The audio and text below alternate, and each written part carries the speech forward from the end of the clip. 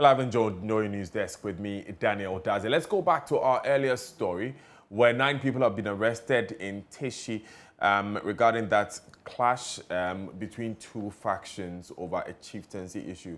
Manuel Cranting is on the ground for us. Manuel, what more can you report? Yeah, so Daniel, the police team just left the scene of the incident after a preliminary assessment of events that had happened yesterday. We're told that indeed the confirmation is that 9 people have been arrested and they have been transferred from the Teshie District Police Command to the Accra region headquarters. And so that is what we have. We're told also that some weapons were retrieved. We are still working to get details of the number of weapons that were retrieved. As of now, though, the people who live in the area say they are living in fear. They mentioned that this is not indeed the very first time that this incident is happening. Remember that sometime in 2019, a similar clash occurred where some people were arrested. They make a point that some of the people who are arrested have been released, and that gives an indication of a lack of a will to prosecute the perpetrators of the crime. And so as it is now, they are calling on government and by extension the Ghana Police Service to make sure that those who have been arrested in connection with this particular crime are prosecuted, Daniel. Right. Manuel, tell me about the residents of the area, those living around there. How are they taking the incident? Daniel, just to give you a bit of a description of the affected structures. So the palace of the Wulomo was attacked. Right. Indeed, there was a pushback by people who live in that particular palace. Manuel, I'll let you continue for a moment, in a moment, but we've just been joined by the MCE for Lejo Kuku, Evelyn Najele Chum Jamra. So this issue has come to your attention, I believe. Right. Honorable MC, good morning. Hello, good morning. Yes, has this issue come to your attention? Hello. Can you hear me, ma'am? Hello? Right. Ms. Jamra, can you hear me? Yeah. Right. If you can hear me, Ms. Jamra, tell me, has this issue come to your notice, and what's the immediate action your office is taking to mediate this dispute? Okay, thank you. Teshie has been relatively calm for some time now. Until recently, there was an installation of youth chief who has large followers, you see, and some land guards surrounding him. And also there have been 2 installation of 2 Wulomo, which shouldn't be so. Okay. So they've started with their customary rights. Both of them have been going about performing the customary rights. But in actual fact, it should be only 1 Wulomo. But just for peace sake, both of them have been going about performing their customary rights. So what triggered this specific incident? The assembly, we had a meeting with stakeholders on Tuesday. How best we can have a peaceful Homo celebration. How best we can have peaceful Homo celebration. So today we have invited the youth chief also to so that we have discussion with him also how best we can have a peaceful Homo celebration. Right. But this morning he hasn't come. He hasn't come. But at the moment, we are meeting with the group leaders. That's the Pashiloi group leaders. Also, to have the same discussion about peaceful Homo celebration. Right. Now, Miss Shrimjama, I have a question, ma'am. Pardon me.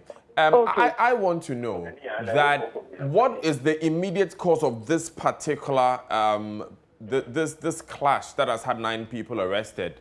You mentioned that 2 chiefs were installed, but they were operating peacefully. What changed the situation so that they clashed last night? Okay. Now we have 2 factions. The first faction, they came ashore with their fish peacefully. So the chief also and his people, they are the second people to land with their fish. So when they landed, they were carrying their fish.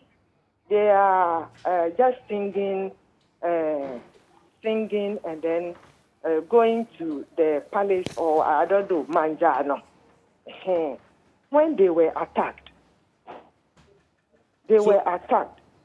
And so you're saying that when the second group came ashore, the first group attacked the second group? Yes, the first group attacked the second group without no cause. Okay. I understand the people, they were on 2 motorbikes. Okay. Okay, now we have been speaking to some residents of the area, and they name you as being one-sided. They say that you have taken a side in this entire conflict. Just because when I became the MC, there were factions. 2019, a chief has been gazetted. So he is the paramount chief of Teshie. But the other side, they don't recognize him as the chief of Teshie.